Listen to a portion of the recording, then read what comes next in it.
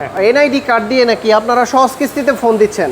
NID card তো অবশ্যই দিচ্ছি, সাথে আরও কিছু ডকুমেন্ট লাগবে, সেটা হচ্ছে গ্রাহকের এনআইডি কার্ডের মেন কপি নিয়ে আসবেন, ফ্যামিলি কারও এনআইডি কার্ডের মেন কপি নিয়ে আসবেন, নিজের নামে একটা বিকাশের অ্যাকাউন্ট, বিকজ এটা আমরা বিকাশের স্টেটমেন্টে ডাউনলোড করবো।